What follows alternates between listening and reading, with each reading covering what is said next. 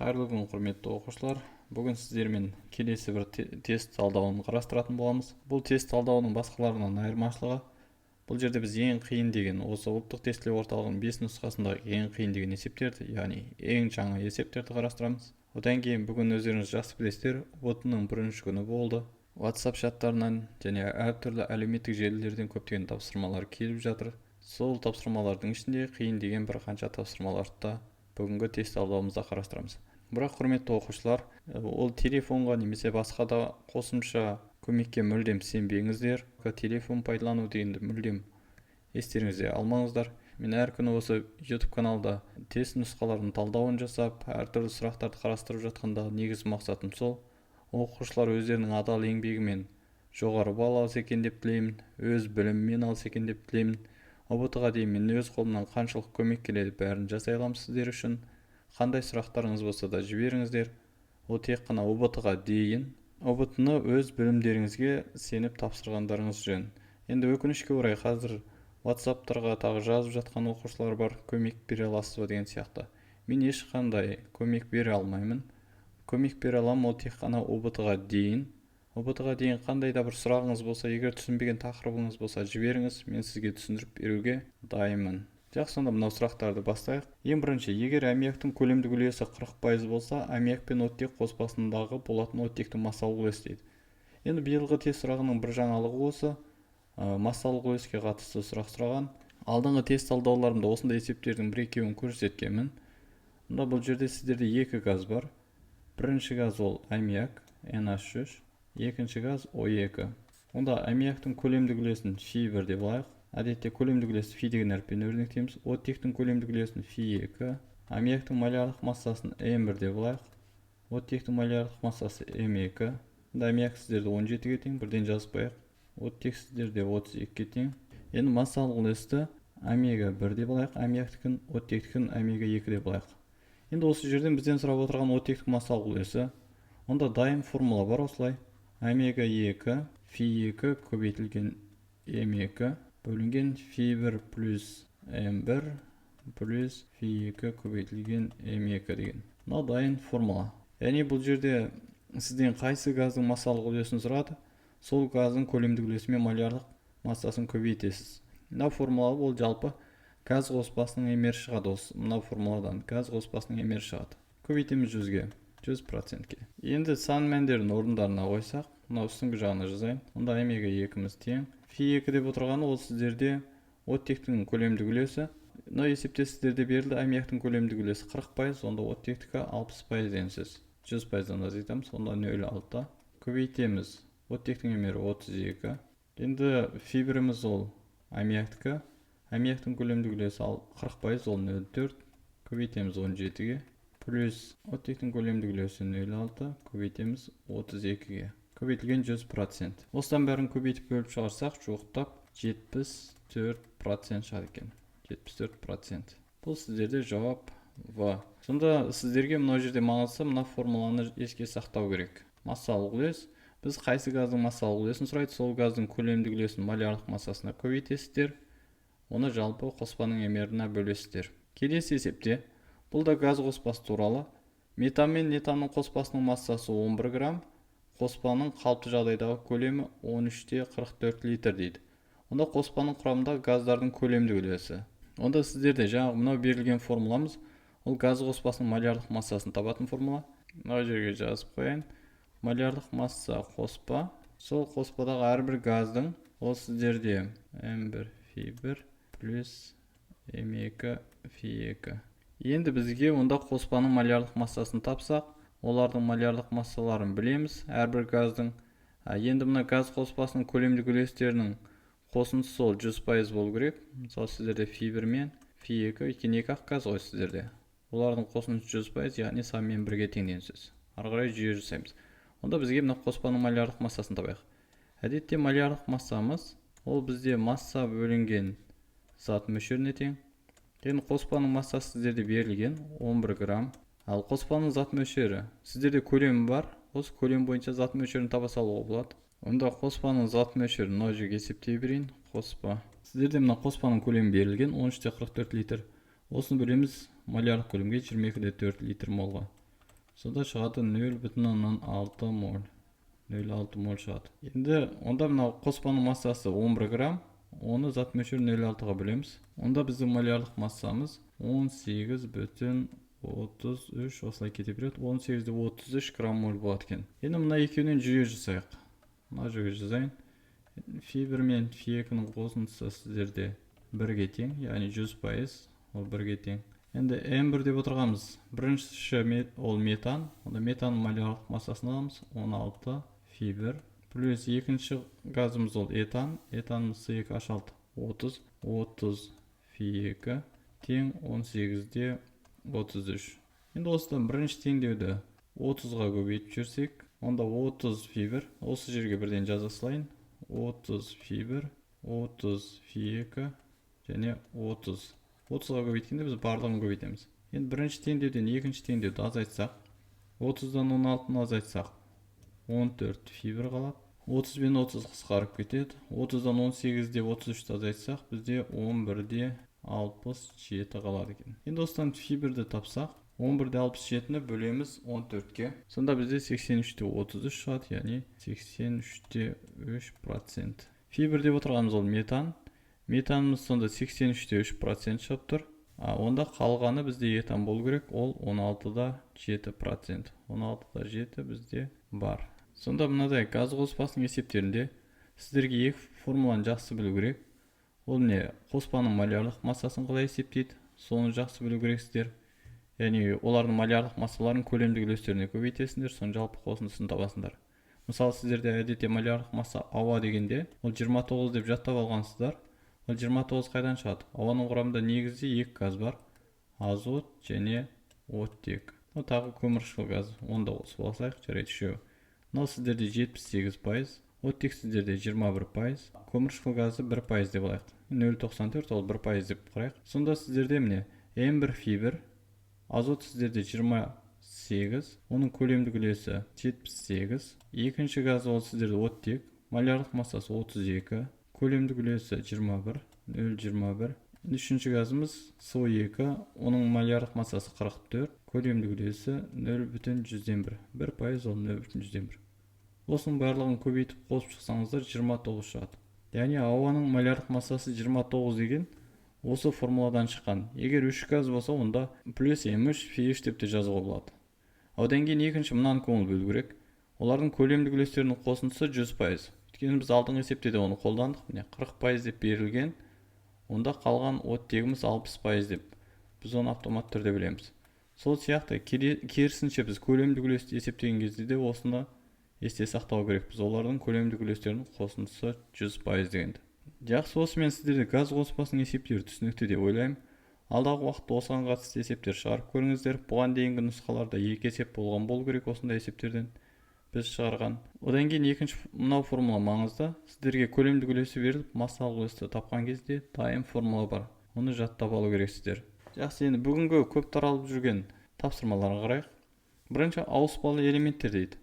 Бұл жерде ауыспалы элемент деп оның валенттілігін айтып отырған болу керек. Енді сіздер элементтер валенттілігі бойынша тұрақты және айнымалы валентті болып бөлінетінін білесіздер. Ол тұрақты валенттілер әдетте бірінші А топшаның элементтері, екінші А топшаның элементтері, сосын үшінші А топшада алюминий және бор бар. Бұлардан сырт жаңағы фтор деген элемент бар, мырыш, бұлар тұрақты валент элементтер. Енді қарайық. Біріншіде бұл сілтілік жер металдар, бұлар тұрақты валентті, бізге ауыспалысы керек. Мына жерде қарасақ барлығы да элементтер, бұлар ауыспалы. Мына жерде литий, олар тұрақты, литий тұрақты, барий тұрақты. Сонда бұл жерде дұрыс жауап сіздерде Б екен. Екінші, бром ионының электрон саны. Бром әдетте 35-ші элемент, онда ода 35 электрон болу керек. Бірақ мына жерде минусты көріп тұрсыздар, бром минус деп тұр. Онда бір электрон қосып алған, сонда электрон саны 36. Яғни ионның заряды оның қосып алған немесе берген электронын көрсетеді. Минус болса қосып алған болады, плюс болса берген болады. Үшінші тапсырмада генетикалық байланыстағы екі саты дейді. Бұл енді стандартты генетикалық байланыс. Бірінші металл тұрады, оның соңында металл оксид, яғни негізгі оксид. Ары қарай негізгі оксидтен сілті алыну керек, ал сілтіден ары қарай тұз алыну керек. Бұл стандартта. Егер сіздерде мына жерде басында бейметалл болған болса, бейметалдың ары қарай оксиді болатын еді, қышқылдық оксид. Одан қышқыл алынады, одан ары қарай сіздерде тұз алынады. Бұл әдетте стандартты схема. Сонда мынау жердегі оксидтен кейін тұрған ол сілті болу керек. Дұрыс жауабымыз А. Енді бұл сілтілерде, ал егер гидроксидтер суда ерімейтін элементтер болса, мысалы темір сияқты, онда әдетте олардың схемасы осылай. Бірінші металл тұрады, одан кейін оксид, оксидтен кейін тұз тұрады, тұздан кейін барып оның гидроксиді болады, ерімейтін гидроксиді болады. Мына тұз бен гидроксидтің орны ауысып тұрады ерімейтін негіздерде. Мысалы темір гидроксидін біз оның оксидінен ала алмаймыз, оның оксидінен бірінші тұзын аламыз, тұзынан ары қарай сілті қосып гидроксидін аламыз. Бұны да еске сақтау керексіздер, мына үш схеманы білу керексіздер. Келесі, альдегидтерге тән изомерия түрі дейді. Альдегидтерді оны сіздер жақсы білесіздер, карбонил тобы болады. Енді мына жерге келсек, геометриялық изомерия. Геометриялық изомерия сендер сіз транстығаны оқисыңдар мектепте. Бұл алкендердің ішінде бутенге ғана тән. Классаралық бұл дұрыс. Біз алдыңғы видео талдауларымызда айтқанбыз, альдегидтерге кетондар классаралық изомер болады деп. Кетон деп отырғанымыз ол радикал, сосын карбонил тобы СО. Мынау сутектің орнында басқа радикал тұрады. Альдегидтен айырмашылығы осы жерінде ғана. Сутектің орнында тағы да радикал болады. Қос байланыстың орнына байланысты. Бұл жерде қос байланыс карбонил тобында ғана, ол ешқайда жылжымайды. Оптикалық изомерия. Оптикалық изомерия негізінде альдегидтерде болады, но бірақ оптикалық изомерия туралы сіздер мектепте мүлдем оқымайсыздар. Енді келесі функционалдық топтың орнына байланысты. Функционалдық топты ол орнынан жөткеп тастаса, онда бізде альдегид бола алмай қалады. Онда функционалдық топтың орны бойынша ешқандай изомерия болмайды.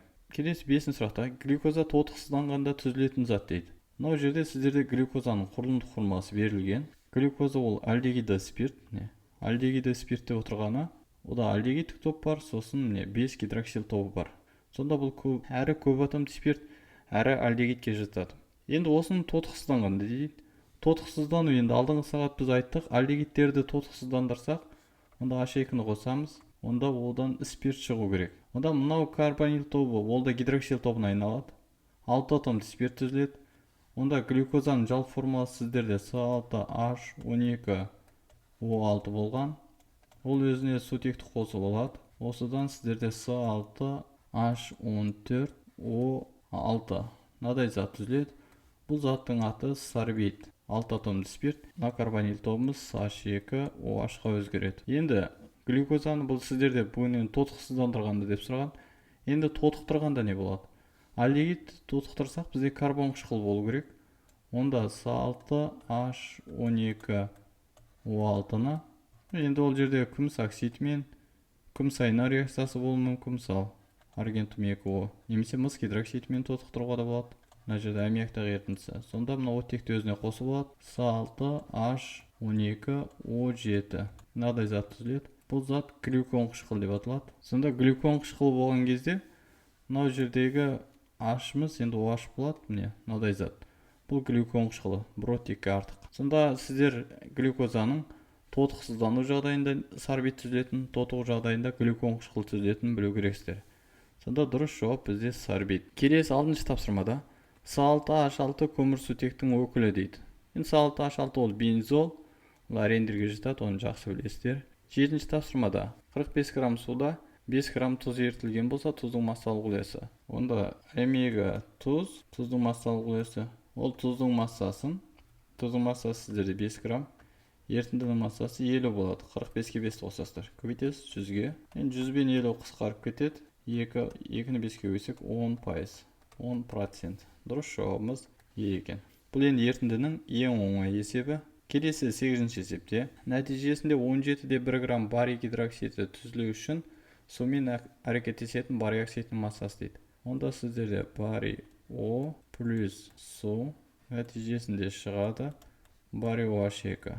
Енді сіздерге барий гидроксидінің массасы берілген. 17-де 1. Барий оксидінің массасын сұрайды. Белгісіз. Онда мрлерді жазсақ, барий гидроксиді, барий бізде 137, оған 34 қосамыз, сонда 171. 137-ге 16-ны қоссақ, 153. Енді осыдан 171-дің 10-нан бірі, яғни 10-ға бөлсек 17-де 1, онда мынаны бір орын жылыстамыз.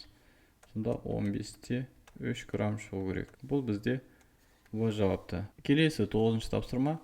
Көлемі 10 литр ацетиленді толық гидрлеуге қажетті сутектің көлемі. Онда ацетиленіміз С2H2. Толық гидрлеу деген сөз, оны алканға дейін, этанға дейін, онда 2 сутек қосамыз. Енді толық гидрлеу, толық бромдау бұған дейінгі нұсқаларда қарастырдық. Бұны әбден жақсы түсіндіңіздер деп ойлаймын. Толық гидрлеу десе ол, немесе толық бромдау десе ол қаныққанға дейін. Енді ацетиленнің көлемі 10 литр, сутектің көлемін сіздерден сұрап отыр. Одан кейін бұған дейінгі тест талдауларымызда да айтып жатырмыз. Екеуінде де көлем болса, онда тек қана коэффициент арқылы есептей беруге болады. 22-де 4-ті жазып керек жоқ. 1-де 2, онда 10-ді 2-ге өтеміз, 20. Дұрыс жауабымыз А. 10-шы тапсырмада. Күрделі эфирлердің иістері жағымды, қош иісті. Сондықтан оларда парфюмерия бұйымдарының өндірісінде қолданылады. Құрамында 4 сутек атомы бар күрделі эфирдің молярлық массасы. Енді бұл жерде сіздер күрделі эфирдің жалпы формуласын білсеңіздер өте оңай табасыздар. Күрделі эфирдің жалпы формуласы ол карбон қышқылдарына классаралық изомер, яғни CN H2NO2. Мынау карбон қышқылдарын және күрделі эфирлердің жалпы формуласы. Енді сутектің саны 4 деп отыр. Мына жерде 2N4, онда C2 деген сөз. C2H4O2. Мынадай формуланы жаттабағының осындай тапсырмаларда пайдасы тиеді. Мынау сонда сіздерде алкен, одан кейін O2 болса, ол күрделі эфир немесе карбон қышқыл деген сөз. Ал енді сіздерде CN H2N O болса, ол альдегид немесе кетон деген сөз. Мынау альдегид немесе кетон. Ал енді сіздерде CN H2N плюс 2, яғни алкан плюс оттек болса, ол спирт, бұл енді бір атомды қаныққан спирт немесе жай эфир. Енді мынадай формула әдетте сіздерде кітапта бар жоғын білмеймін, бірақ осылай еске сақтап алсаңыздар, мынадай тапсырмада өте жақсы көмектеседі. Мысалы, сутектің саны 4, онда сіздер көміртегі 2 екенін білесіздер. Күрделі эфир болғандықтан 2 оттек болады, сонда мынаның емерін тапсаңыздар 60. Бұл сіздерде метил формат HCOOH3. Мынау зат осы сіздерден сұрап отырған күрделі эфирдің формуласы. Келесі 11-ші тапсырмада мырыш сульфиті мен азот қышқылының әрекеттесу реакциясының белгісі дейді. Онда жазайық.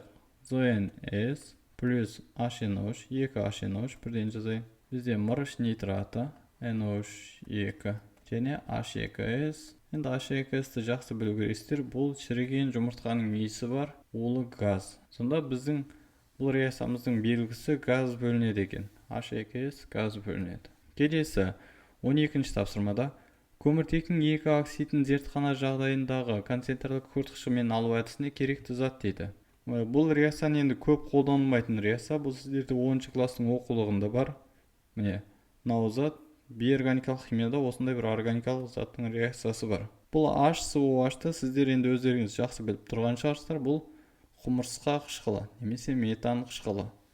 Бізде жауапта құмырсқа қышқылы бар міне. Бұл бейорганикалық химияда кездесетін осындай бір органикалық реакция. Бұған дейінгі жылдарда бұл реакция берілмеген. Бұл реакцияны бір рет қарап қою керек.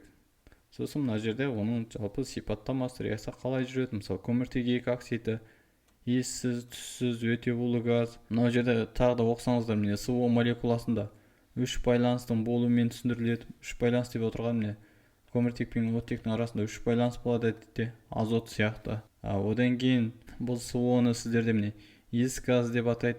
Осындай информацияларды кітаптан оқып қойсаңыздар болады. Келесі 13-ші тапсырмада алкендердің галогендеу реакциясы.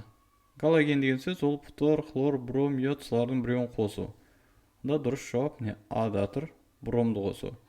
Енді мынау H хлор ол галоген сутекті қосып алып тұр. Мынау суды қосу ол бізде гидраттау деп айтамыз, немесе гидратациялау. Галоген сутекті қосып алып отыр. Мына жерде жай ғана сутекті қосып алып отыр, яғни бұл бізде гидрлеу. Сонда бұл реакциялардың аттарын білу керексіздер. Енді галогендеу ең оңай деп ойлаймын. Бром ол галоген.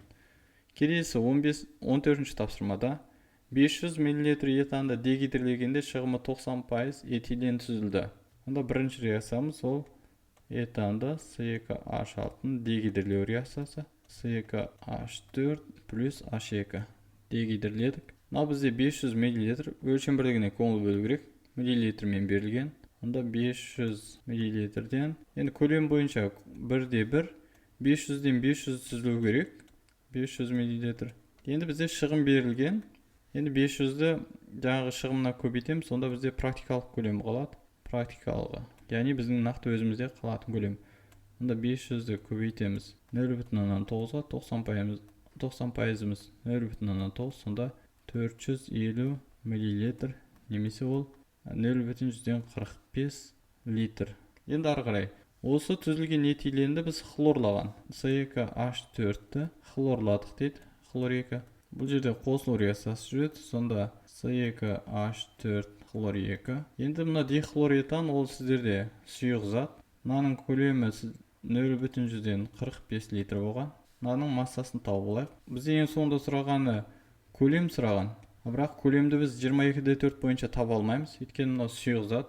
Біз 22,4-ті тек қана газға қолданамыз. Мынау бізде газ, оның астында 22,4. Мынаның бізде малярдық массасы 99. Енді осыдан массасын тапсақ, 99-ды көбейтеміз 0,45-ке, бөлеміз 22,4-ке. Сонда бізде бұл жерден жоқтап 1,989. Жоқтап осындай сан шығады, грамм. Енді ары қарай бізде көлемді табу үшін көлеміміз ол массаның тығыздыққа қатынасы. Массаның тығыздыққа бөлеміз. Осы жерге бірден жасайын. Онда мына алынған санымызды біз ары қарай бөлеміз 1,24 грамм миллилитрға. Осыдан бізде жоқтап 1,6 миллилитр деген жауап шығу керек. Бұл бізде е жауапта. Бұл есепте аса қиын емес деп ойлаймын. Әдетте шығарып жүрген есеп. Бұл жерде көңіл бөлу керек. Мына көлемді тапқаннан кейін мына жерде 22,4 пен көлемін таба салмау керек. Бірінші массасын тауып, одан ары қарай мына берілген тығыздық бойынша көлемін табу керекпіз. Келесі 15-ші тапсырмада фотосинтез нәтижесінде кез келген өсімдік ауадағы көмірқышқыл газын сіңіріп, оттек бөліп шығарады. Бұны енді информация ретінде берген. Фотосинтез кезінде өсімдіктер сіңіретін 67,2 литр көміртек диоксидінен түзілген глюкозаның массасы дейді. Онда біз фотосинтездің теңдеуін жазайық. 6CO2 плюс 6 су, яғни су мен көмірқышқыл газы жарық қатысында фотосинтез жүреді. С6H12O6 глюкоза түзіледі және 6 оттек газ түзіледі. Бұл теңдеуді білесіздер деп ойлаймын. Енді көмірқышқыл газының көлемі берілген. Бұны бірден моль ретінде алсақ болады. Бұл моль бойынша 22,4-ке бөлеміз. Сонда ол сіздерде 3 моль болады. 3 моль. Мольмен есептеген бізге оңайырақ, өйткені 6-ны 22,4-ке көбейту ол кішкене уақыт. Онда бізде көмірқышқыл газының зат мөлшері 3 моль шықты. 67,2 литріміз 3 моль. Онда астында коэффициенті 6. Глюкозаның массасын бізге сұраған X. Ал оның малярдық массасы сіздер жақсы білесіздер. Мүмкін жаттап алған шығарсыздар, 180. Енді 6-ның 3 тең жартысы, онда 180 тең жартысы, ол сіздерде 90 болу керек. Дұрыс жауабымыз 90 грамм. Енді келесі 16-шы тапсырмада 2 мол көмірсутектің құрамы, бұл жерде көміртек атомның саны берген, сутек атомның саны берілген, қосылыстың молекулалық формуласы дейді. Онда бізде көмірсутегіміз С2H2. Бұл жердегі мынаның жалпы зат мөлшері 2 мол деп берілген. Енді біз мына көміртек атомдарының және сутек атомдарының сандары бойынша оның молін табуға болады. Онда көміртек атомның зат мөлшері мына берілген санды n-ді бөлеміз n авогадроға. Онда 6,2 көбейтілген 10-ның 24 дәрежесін бөлеміз 6,2 көбейтілген 10-ның 23 дәрежесіне. Енді бұл жердің 10-ның 1 дәрежесі, яғни бізде 10 деген жауап шығады. 10 моль. Бұл көміртегіміз 10 моль екен. Дәл осылай сутекті санаймыз. Сутек болғанда бұл жерде сутек атомы деп тұр, онда жай ғана H. Онда new H-ымыз, оның атом саны. Мына жерде сіздерде 1,204 деп тұр, 25 дәреже деп тұр. Онда 2 дәрежесі мында жіберейік, сонда сіздерде болады 124 көбейтілген 10-ның 23 дәрежесі. Оны біз бөлеміз 6,2 көбейтілген 10-ның 23 дәрежесі. 25 дәрежені біз 23 дәрежеге келтіріп алдық. Бұл қысқарып кетеді. Сонда 124 6,2-ке бөлсек, ол сіздерде 20 шығады. 20 моль. Енді сіздерде міне көміртек 10 моль, сутек 20 моль. Енді мына формулаға қарасақ, бізде бұл берілген өзі 2 моль. Онда сіздерде мына көміртектің молі 10 шығу үшін онда С5 болу керек дейсіз. Өйткені сіздерде өзі 2 моль берілген. мынау көбейтілгенде 10 моль болады. Ал сутегіміз онда 20 моль шығу үшін H 10 болу керек. Сонда мынау ең басындағы сіздерде 2 моль дегенді бергені осы жеріне ғана. Егер 2 моль берілмесе, онда сіздерде С10 H20 шығу керек еді. А бізге мынау 10 және 20 шығу үшін мұнда 2 моль ол коэффициентінде болады. Сонда С5 H10 деген сөз. Ол сіздерде пентен Д жауап дұрыс. Келесі 17-ші тапсырмада темір хлоридінің ерітіндісі берілген және натрий гидроксидінің ерітіндісі берілген. Осыларды араластырғанда түзілген тұнбаның массасы дейді. Онда мынаның бірінші темір 2 хлоридінің массасын тауып алу керек. Яғни масса феррум хлор 2 тең 20-ның 10%, яғни 20-ны көбейтеміз 0,1-ге. Бұл жерден шығу керек 2 грамм. Ал енді екіншісі бізде натрий гидроксидінің массасын табайық. Натрий OH. Ол сіздерде 15 граммның 15%, 15 көбейтілген 0,15. Бұдан 2-де 25 грамм шығады. Екеуінің массасын тауып алдық. Енді теңдеуді жазайық. Теңдеуіміз бізде феррум хлор 2 плюс 2 натрий OH. Бұл жерден шығады феррум гидроксиді эквивалентті тұнба. Бізден сұрап отырған тұнба осы 2 натрий хлор. Енді мына тұнбаның массасын сұрап отыр. Темір хлоридінің массасы бізде 2 грамм болған. Жаңағыны есептедік. Натрий OH-ымыз 2-де 25. Енді темір хлоридінің молярлық массасы сіздерде 127. 56-ны 71-ге қосамыз.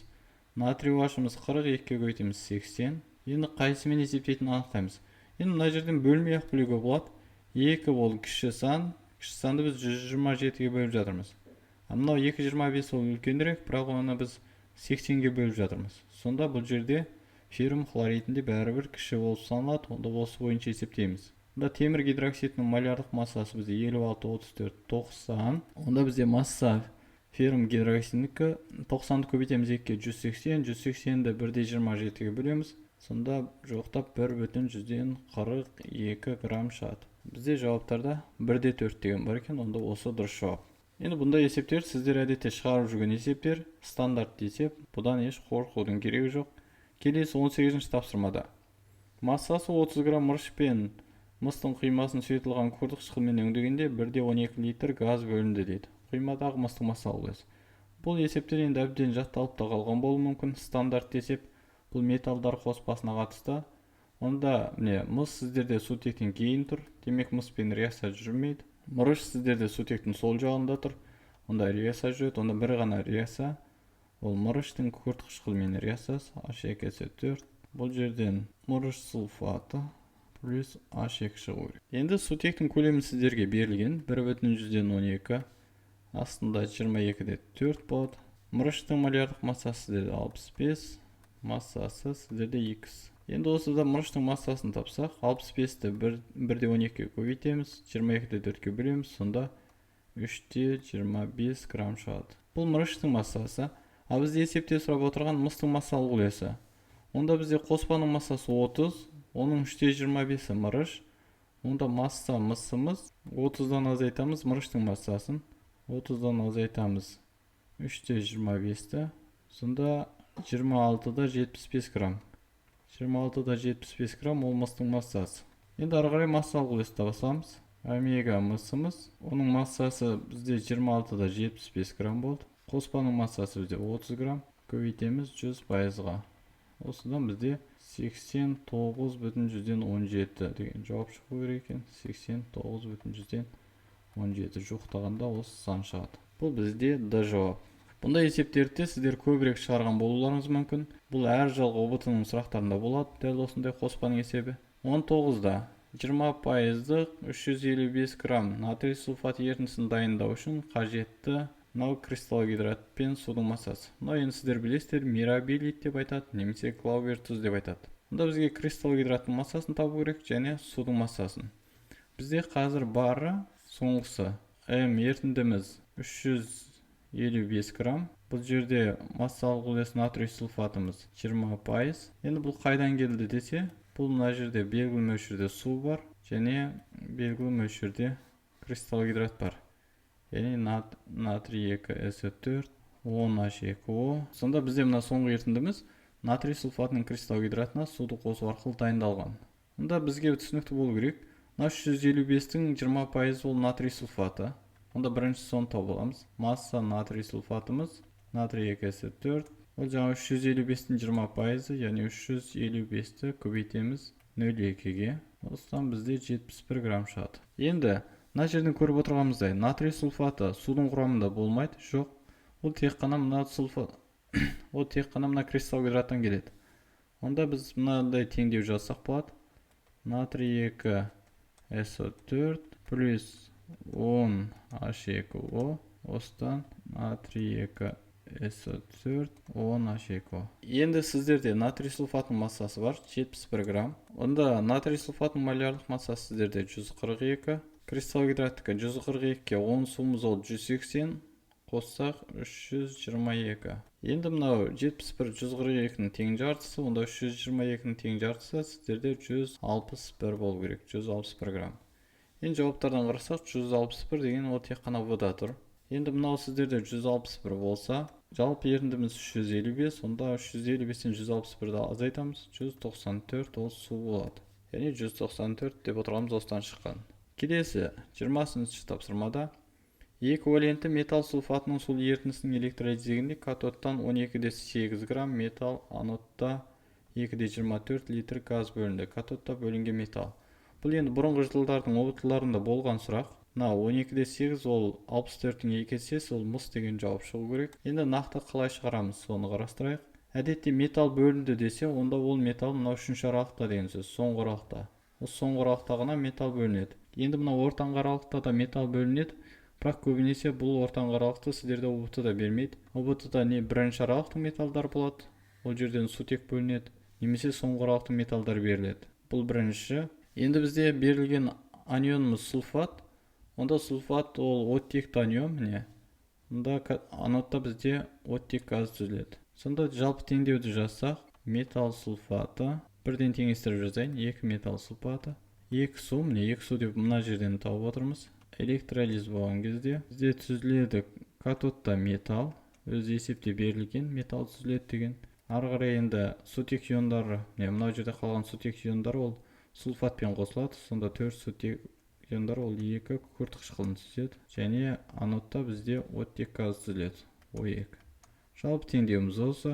Енді мынау жерде газдың көлемі берілген 2,24, оның астына молярлық көлем жазамыз, 22,4. Металдың массасы 12,8 деп берілген, астында 2x. Молярлық массасын білмейміз, x деп атық, 2 коэффициенті. Енді 2,24-тің 10 есесі 22,4. Онда 12,8-дің 10 есесі сіздерде 128. Онда 128-ді 2-ке бөлсек, x-іміз 64 шығады. 64 ол сіздерде мыс. Бұл есепті осылай толығымен шығаруға болады. Немесе көп есеп шығарған оқушылар бұл металл бөлінді дегенде бірден 3-ші аралықты есіне түсіру керек. 3-ші аралықта ол мыс бар. 12,8. Мысалы 128 болса 64-дің 2 есесі, демек ол металл мыс болуы әбден мүмкін. Енді 21-ші тапсырмада магний атомының изотоптары дейді. Бұл сұрақ меніңше қате берілген сұрақ. Өйткені магнийдің изотоптары кітапта берілмеген, ал мына Википедиядан қарасаңыздар, ол 19-дан бастап 40-қа дейін барлық изотоптары бар екен магнийдің. Ал енді мынадай сұраққа дұрыс жауап беру үшін магнийдің әдеттегі кестедегі молярлық массасы сіздерде 24,305 деп берілген. Онда бұның ең көп таралған изотоптар осы 24 деген санның маңайындағы болу керек. Енді 24-тен үлкенірек сан, міне 24,305. Онда 24-тен үлкен изотоптар деген сөз. Онда 24-ке ең жақын ол осы өзі 24, 25, 26. Бірақ мына сұрақты сіздер егер ұмытып қалсаңыздар, осындай сұрақ кездесіп жатса, апелляцияға беруге әбден болады. Нақты бір санаулы тұрақты изотопы бар элементтер бар. Кейбір элементтерде осындай көптеген изотоптар болады. Сондықтан сіздер мына сұрақты апелляцияға беруге құқыларыңыз бар. Енді бұл жерде дұрысы 24, 25, 26 осы үшеуі. Ең тұрақтылары сол үшеуін көрсеткен. 24, 25, 26 ең тұрақтылар. Енді қалғандар аз мөлшерде, бірақ табиғатта бар. Енді 22-ші сұрақта фенолфталин таңқурай түске боялатын ерітінділер дейді. Енді сіздер бұл сұраққа дұрыс жауап беру үшін онда бірінші индикаторлар туралы жақсы білу керексіздер. Фенолфталин өзі әдетте міне түссіз болады. Мына жерде қарап отырсаңыздар pH 7 деп тұр. 7 деген ол сіздерде бейтарап. Ал pH 7-ден кіші жағдайда ол қышқылдық орта, 7-ден үлкен жағдайда негіздік орта көрсетеді. Енді дәл 7 болғанда бейтарап. Бізге көрсетіп отыр таңқурай түсті. мына таңғурай түсті көріп отырмыз, ол pH 7-ден жоғары, яғни негіздік орта көрсету керек. Онда қандай жағдайда негіздік орта көрсетеді? Енді калий OH жарайды. Сілті. Енді басқа берілген заттардың ішінен мына қышқылдарды бірден сызып тастаймыз. Енді мына тұздарда біз гидролизді ескереміз. Енді қандай тұздың ерітіндісі сілтілік орта көрсетеді? Ол бізде күшті негіз, мына жерде мына берілгендер күшті негіздер, күшті негіздің және әлсіз қышқылдың тұзы болу керек. Енді мына берілгендер ол күшті қышқылдар. Демек, мына жерде жоқ қышқылдар, олар әлсіз қышқылдар деген сөз. Енді қарайық. Мырыш хлориді. Хлорид міне бар, ол күшті қышқыл. Мырыш мына жерде жоқ, онда ол әлсіз негіз деген сөз. Бізге керегі күшті негіз сілтілік орта көрсету үшін әлсіз қышқыл болу керек. Онда күшті негіз мына тізімдегі бар негіздерді қарау керекпіз. Онда мынау бірінші дұрыс емес. Калий міне мына жерде бар, күшті негіз. Енді сульфид H2S мынау тізімде жоқ, күшті қышқылдардың ішінде. Демек, бұл әлсіз қышқыл. Онда бізге керегі осы. Міне күшті негіз, әлсіз қышқыл, ол бізде сілтілік орта көрсетеді. Келесі калий карбонаты. Калий бізде күшті негіздің ішінде бар. Ал енді карбонатымыз ол H2SO3 деген қышқыл. H2SO3 сіздер жақсы білесіздер, өте әлсіз қышқыл. Демек, бұлда күшті негіз әлсіз қышқылдың тұзы, бұл фенолфталинді таңғурай түсті көрсетеді. Барий хлориді. Барий міне бар, күшті, хлорид та бар. Екеуі де күшті болса, ол бейтарап ортаны көрсетеді. Мынау жерді көрсетеді, яғни фенолфталиннің түсін өзгертпейді. HNO3 ол қышқылдық, ол 7-тен кіші. Магний хлориді күшті негіздің ішінде жоқ, ол әлсіз негіз. Хлорид күшті қышқыл бар. Демек, ол қышқылдық орта көрсетеді. Сонда гидролизде сіздерде мынаны жаттау керексіздер, күшті негіздерді және күшті қышқылдарды. Күшті қышқылдардың ішінде ең жиі кездесетін ол H хлор, H2S4, HNO3. Осы үшеуін, сосын H бром, осы төртеуін жақсы білу керексіздер. Енді мына негіздердің ішінде стронций әдетте көп кездеспейді.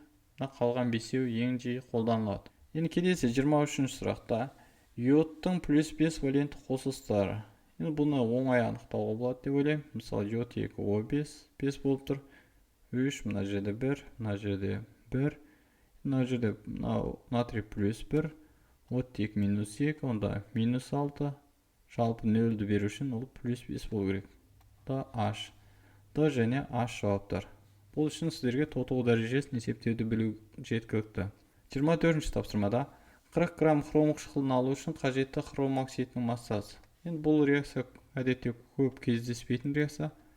Хром оксидіміз хром 6 валент, хром O3, ол суда жақсы ериді. Сумен әрекеттесіп, сіздерде хром қышқылы, яғни H2 хром O4. Бұл реакция енді бұрынғы жылдар кездескен есімде жоқ. Демек, биылғы жаңа тапсырма болуы мүмкін. Енді хром қышқылын егер сіз реакцияны білсеңіз, есеп, әдеттегі жай есеп 40 грамм хром қышқылы дейді. Осыны алу үшін оксидтің массасы. Онда хром қышқылының молярлық массасы бізде 118, мынау жерде 52-48, бұл дәл 100 болады. Енді осыдан 100-ді 40-қа көбейтеміз, 4000-4000-ді 118-ге бөлеміз, сонда сіздерде шығу керек 33-те 9%. Сонда сіздерде шығу керек 33-те 9 жуықтап грамм. Енді жауаптарды қарасақ, 33-те 8 деген бар екен. Осы дұрыс болу керек. Басқа еш нәрсе сұраған жоқ, тек қана оксидтің массасын сұрады. Сонда бұл есепте енді көп жауабын таңдау сұрауларына берген мақсаты реакция теңдеуін білесіз ба, білмейсіз ба дегенде тексеріп отырған болу керек.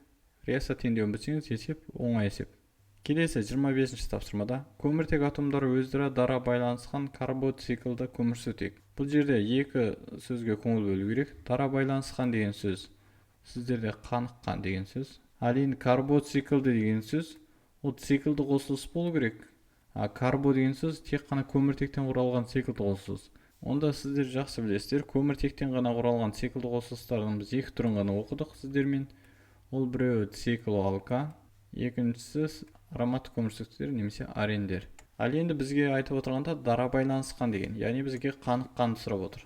Сонда бұл сұрақтың сіздерден сұрап отырғаны циклоалкандарды тап деп отыр. Ал енді циклоалканның жалпы формуласы алкеннің формуласымен бірдей. CN H2N, бірақ N сіздерде үлкен болу керек, немесе тең 3-тен. 3-тен жоғары болу керек. Онда қарайық, мынау бізде алкан дұрыс емес. С5H10 алкенге сәйкес келеді, дұрыс. С3H6 циклопропан болады. Бензол ол карбоциклді, бірақ қаныққан емес. Мына жерде гексан, циклогексан, С6H12, мынау келмейді, ацетилен келмейді. Сонда дұрыс жауабымыз 3. Бұл сұрақта сонда сендер дара байланысқан деген түсіну керексіңдер. Дара байланысқан деген ол тек қана сигма байланыс, қаныққан деген сөз. Карбоциклді деген сөз, цикліміз тек қана көміртектен тұру керек. Ал ол сіздерде екеуі циклоалкан және арендер. Келесі 26-шы тапсырмада мынау реакция берілген жылдамдықты төмендететін факторлар дейді. Мұны тапсырманың сұрағының өзі дұрыс емес. Әдетте реакция ол мынадай қайтымды реакцияда ол оң реакция және кері реакция болады. Бізде жылдамдықты төмендету дегенде нақты бір бағытын сұрау керек.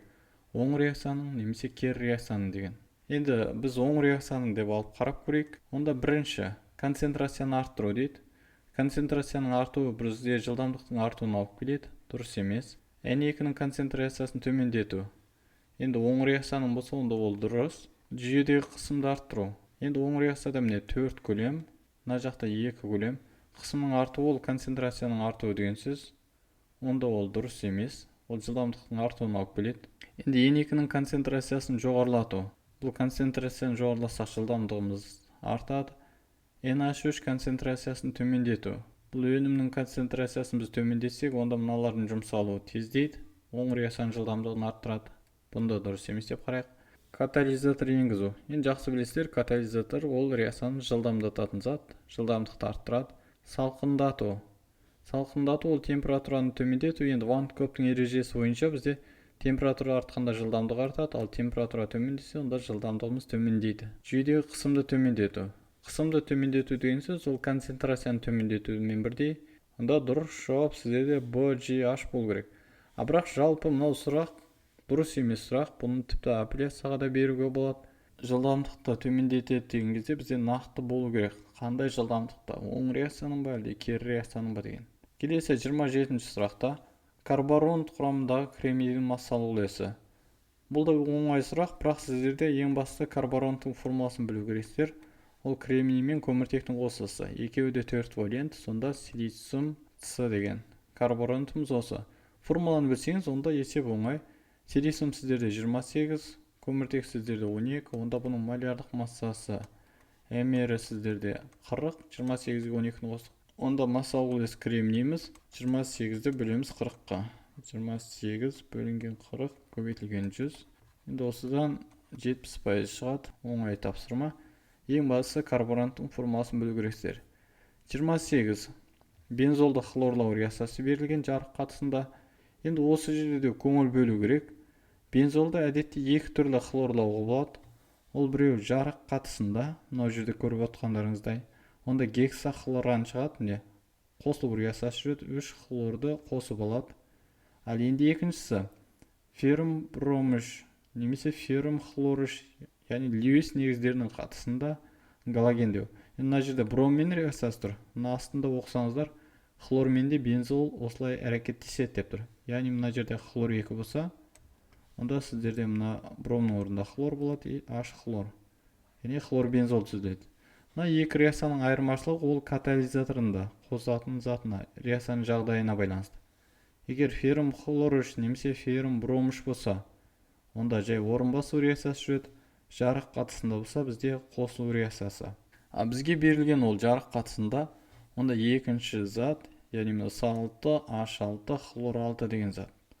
Ол сіздерде атылады міне. Хлорлар 1, 2, 3, 4, 5, 6. Енді мына жерден көріп отырғандарыңыздай, 6 хлор ол 6 көміртек атомында. Онда 1, 2, 3, 4, 5, 6 гексахлор, циклогексан. Осы жауап дұрыс. Енді басқаша оны гексахлоран деп айтады, міне. Гексахлоран қысқаша. Бірақ гексахлоран деген жауап бізде жоқ. Онда осы бір ғана дұрыс жауап. Сонда бензолды хлорлау реакциясында сіздер көңіл бөлу керексіздер. Мына реакцияның жүру жағдайына байланысты екі түрлі реакциясы бар. Келесі 29-да көлемі 2 литр ацетилен және 12 литр оттектің қоспасы жанғанда бөлінетін көміршыл газының көлемі. Бұл да жаңа артық кем деген есеп. Онда бірінші теңдеуді жазайық. 2 ацетилен бірден теңестіріп жаза берейін. Плюс 5 O2, бұдан шығады 4 SO2 және 2 H2O. Енді осы жерден сіздерде ацетилен 2 литр деп берілген, оттек 12 литр деп берілген. Бізде СО2-нің көлемін сұрайды. Барлығы газдар барлығында көлеммен тұр. Онда коэффициенттер бойынша есептей беруге болады. 2, 5, 4. Енді мынаның артық кемін есептеген кезде коэффициентіне бөле салуға болады. 2-ні 2-ке бөлсеңіз 1, 12-ні 5-ке бөлсеңіз ол 2-де 4. Яғни бұл жерде оттек артық мөлшерде екені көрініп тұр. Онда біз ацетилен бойынша есептейміз. 2-де 4 литр. Онда мынау берілгенде 2, онда мынаның көлемі 4 литр болу керек. Дұрыс жауабымыз Б. Сонда бұл жерде сіздерде ең маңыздысы, мына газдардың қатысында жүретін реакцияда газдардың көлемдері бойынша есептеген кезде біз 22-де 4 қолданбай-ақ тек қана коэффициентті қолдануға болатынын білсеңіздер, бұл есепті ауызша шығаруға да болады. Өте оңай есеп. Енді ең соңғы 30-шы есеп. Бұл есеп енді бұрынғы жылдарда да болған. Бұл жерде екі түрлі есептеуге болады. Ол біреу, егер сіз мына есепті мүлдем түсінбесеңіз, мен бұған дейін айтып жүрген техниканы қолданасыз, яғни ең жиі қайталанатын деген жауапты қарайсыз. Мысалы 5,45, 2,25, 2,45, 2,48, 2,45, 2,65, 2,54, 6,45. Бұл жерде 2 рет қайталанған, ол 2,45. Басқасы мүлдем қайталанбайды. Ал енді екінші жағын қарайық. 3,58, 5,78, 4,58, 4,28, 6,58, 4,58, 4,43, 2,58. Енді бұл жерден көріп отқандарыңыздай 4,58 ол 2 рет қайталанады. Енді екеуі де қайталанған, ол С жауапта ғана. Онда дұрыс жауап С болу керек. Ал енді бұның есептеуін көрейік. 1 метр квадрат жерде 5 грамм көмірқышқыл газын сіңіреді. Онда жапырақ бізде 1,8 метр квадрат болса, күнбағыс жинайтын көміртек массасы және түзілген оттектің көлемі. Онда біз бірінші көміртектің массасын табайық. Мына жерде міне 1 метр квадрат ол 5 грамм жинайды. Онда 1,8 метр квадрат қанша жинайды? Бұны же пропорция арқылы табуға болады. 1 метр квадрат ол 5 грамм. Бұл жерде көңіл бөлу керек, ол көмірқышқыл газын жинап жатыр. 1,8 метр квадратымызда қанша? Онда 5-ті 1,8-ге көбейтеміз. Бұл жерден 9 грамм сіздерде СО2-ні жинап алды. Ал сіздерден сұрап отырған СО2-нің массасы емес, көміртектің массасы. Енді онда біз мына көмірқышқыл газының массасы бойынша көміртектің массасын табайық. Онда СО2-нің ішінде бізде бір ғана С бар. Енді мына 9 грамм болса, С-ның массасы қанша дейміз? Енді ары қарай молярлық масса 44. Онда 12. Енді осы жерден 12-ні 9-ға көбейтеміз, 44-ке бөлеміз. Сонда бізде 2-де 45 грамм деген жауап шығады. Біз көміртектің массасын таптық, 2-де 45.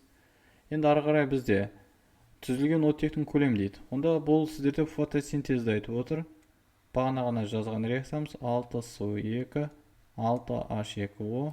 Осыдан бізде глюкоза түзіледі, 6H12O6 және 6O2. Енді бізде көмірқышқыл газының массасы бар, ол 9 грамм. O2-нің бізге көлемін сұрап отыр. X. Енді тағы да бір маңызды ереже бар. Мына коэффициенттері бірдей болған жағдайда, немесе қысқаратын сан болса, оны қысқартып жіберуге болады.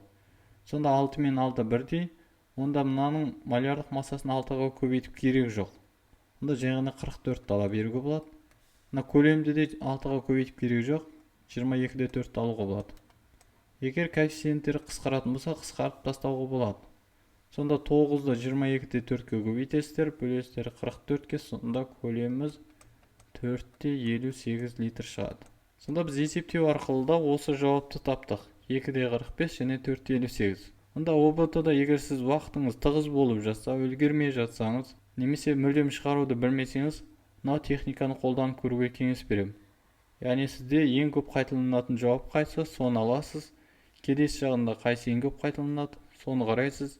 Сонда барлығында сол жауап сәйкес келсе, осы берілген жауап дұрыс деген сөз. Жақсы, құрметті оқушылар, осымен бүгінгі сіздермен екінші нұсқа талдауымыз аяқталды.